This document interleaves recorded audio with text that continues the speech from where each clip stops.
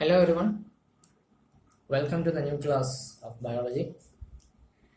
Today's class we will discuss the very last topic of this chapter. The previous class we discussed about gestation period and how the after process of implantation occurs, the embryo development occurs. Today we will discuss two topics about parturition and lactation. So what is actually parturition? We know that the gestation period of a human being, if we are considering the case of human reproduction, the gestation period of a human being is about 90 days. 280 days. Beg your pardon. 280 days is the gestation period of a human being, right? Which will be actually 9 months. So after this process, definitely the delivery of the fetus takes place. So the process of the delivery of fetus is actually the parturition process. What happens in the parturition process? The uterus contract vigorously. It will contract so vigorously so that the fetus could be delivered. So how does a parturition signal occurs, or how does a female body understands that a parturition is going to happen? So in that case, what happens? The parturition, when it is given, we had studied that the embryo, the placenta actually is a endocrine tissue. So here also a signal based function occurs between the placenta as well as the maternal body.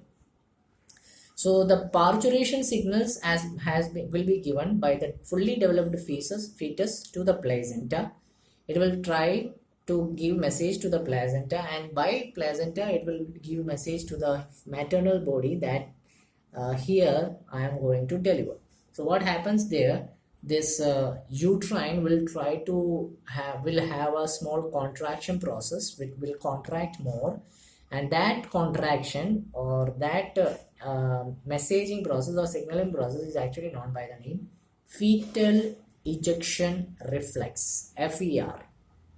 So what is fetal ejection reflex? It's nothing but induction of a parturition signal by the fetus to the placenta, where the uterine contracts, and that process is actually known as the fetal ejection reflex. So by the help of this reflex, what happens? The pituitary gland of the maternal body, which is actually known as the master gland, which controls all the gland, this pituitary gland releases oxytocin, and this oxytocin helps, which actually act on the uterine wall to get contracted. And when it understands, when the pituitary understands that it is actually the time for uterine contraction, further secretion or more secretion of oxytocin takes place so that the uterine contraction can be done very easily. So what happens during that process? During that reflex process, the oxytocin, which is already released, and the uterine muscles, they actually will have a continuous reflex process. In that reflex process, when the message is being obtained by the female body about the maternal body about the contraction, it will deliver the fetus, or it will expulsion of baby process will take place. Out of the uterus, the baby will be expelled or will be delivered through the birth canal. In the same time, the placenta, which is being attached to the fetus, will also be expelled out. So that's how the that's how the parturition process takes place. Then when we talk about the lactation process, actually we know very well what is lactation. We know that female reproductive system has an accessory gland, which is actually the mammary gland. When the pregnancy time gets to an end, the female starts to produce milk.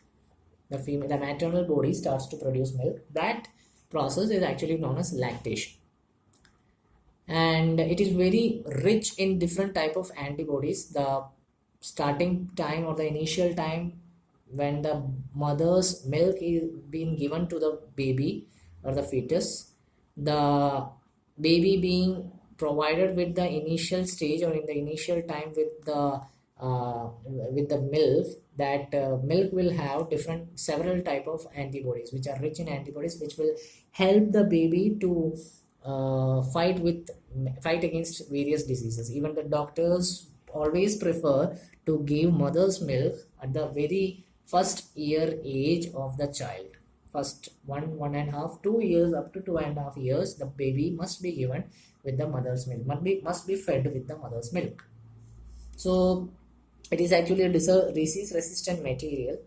The first milk, very first milk which is being given to the mother, sorry, I'm really sorry, the very first milk which is given to the fetus by the mother is known by the name colostrum.